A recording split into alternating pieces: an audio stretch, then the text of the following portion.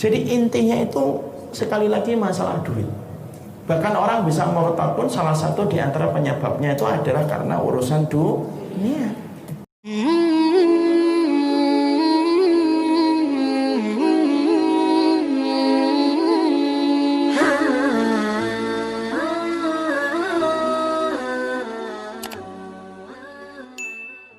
Mari kita buka surat At-Takasur. Maka yang dilarang di dalam agama kita itu alhaakumut takasur, yaitu adalah bermegah-megahan itu telah melalaikan kamu. Di sini kita paham hubbud dunya ra'su kulli khati'atin.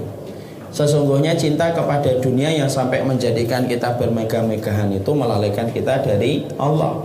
Makanya para ulama terdahulu mengatakan hubbud dunya, cinta dunia itu ra'su kulli khati'atin. Pangkal dari semua keburukan itu adalah cinta kepada dunia. Orang itu menolak dari kebenaran itu juga biasanya karena dunia. Karena apa ibu? Karena sesungguhnya memahami kebenaran itu sebenarnya mudah. Allah tidak pernah menurunkan kebenaran kecuali menurunkan piranti dan perangkat untuk manusia. Kecuali piranti dan perangkat itu akan memudahkan dia untuk memahami kebenaran. Karena apa? Allah itu tidak pernah menyampaikan kebenaran itu susah difahami, itu tidak mungkin ibu. Saya ambilkan analogi yang gampang. Kalau kita mendapati guru, semakin dia pintar, maka semakin dia mudah untuk menyampaikan sebuah materi, ya atau tidak? Ingat gak dulu kita waktu SMP ada guru matematika kita, saking pintarnya dia, kita itu dengar langsung paham.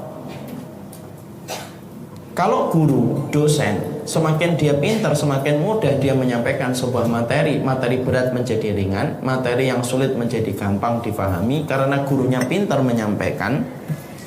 Allah itu lebih daripada guru dan dosen yang pintar di dalam menyampaikan satu perkara. Karena Allah tidak sama dengan makhluk. Dan Allah itu kalau menyampaikan kebenaran itu gampang difahami. Lalu pertanyaan kita, kalau kebenaran itu gampang dipahami Ustadz, lalu kenapa orang itu hari ini susah memahami kebenaran dan meninggalkan kebenaran? Sebagian orang itu meninggalkan kebenaran. Maka pastikan jawabannya, bukanlah orang yang meninggalkan kebenaran itu tidak paham kebenaran. Mereka paham yang benar. Cuma mereka punya penyakit yang menjadikan mereka tidak mau mendatangi kerumunan kebenaran. Apa itu salah satu penyebab orang tidak mau mendatangi kebenaran? Karena mereka cinta sama dunia.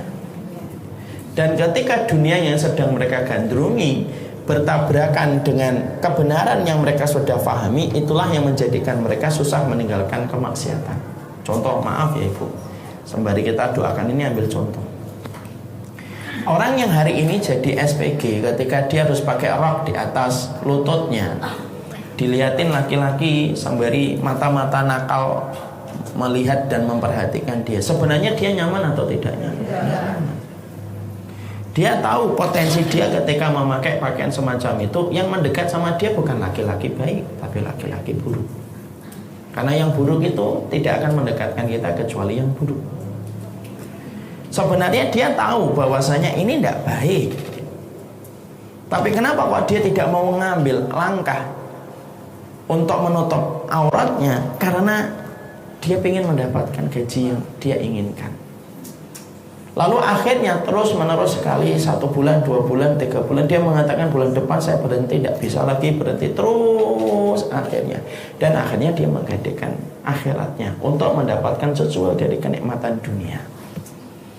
Makanya betul kata para ulama dulu, kenapa Allah menyuruh melarang kita at-takasur, bermegah-megahan?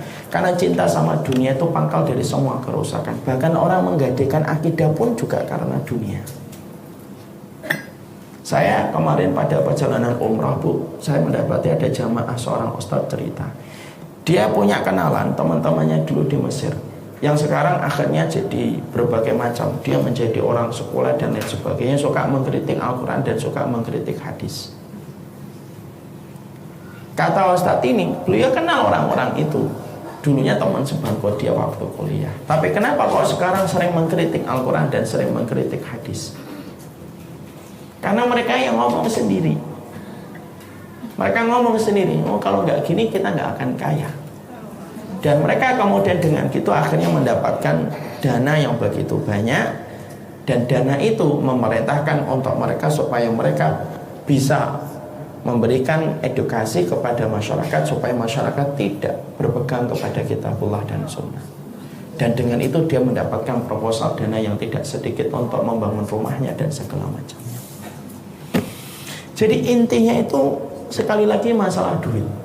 Bahkan orang bisa murtad pun salah satu di antara penyebabnya itu adalah karena urusan dunia. Pada waktu zaman Musa ada namanya Balaam bin Bawra menjadi murtad gara-gara tawaran iming-iming dunia.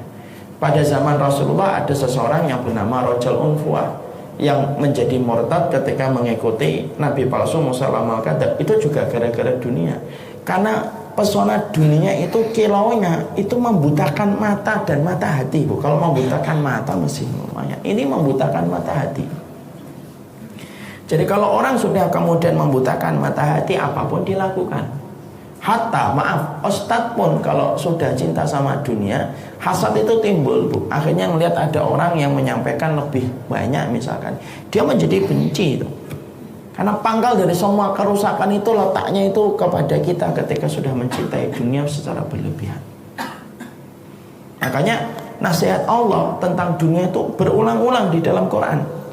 Ibu kalau baca tentang nasihatnya Allah di dalam Qurannya yang termaktub di dalam Quran untuk menasihati saya dan ibu semuanya tentang dunia, itu bukan hanya di satu surat ini. Bahkan di surat Al-Baqarah, di surat manapun itu sudah sering disampaikan oleh Allah. Kenapa? Berulang-ulang Allah sampaikan nasihat, mengingatkan kita wa mal hayatud dunya illa mataul ghurur. Kenikmatan dunia itu hanyalah kesenangan yang menipu. Terus Allah sampaikan berulang-ulang. Dan Allah sandingkan kalau sudah menyebutkan dunia yang menipu, Allah sandingkan dengan kata surga yang nikmat di dalamnya selama-lamanya. Karena Allah tahu manusia itu sangat rentan sekali untuk lalai dari perkara akhirat yang sudah disampaikan oleh Allah tentang nikmatnya yang tidak akan pernah terputus. Itulah pesona dunia.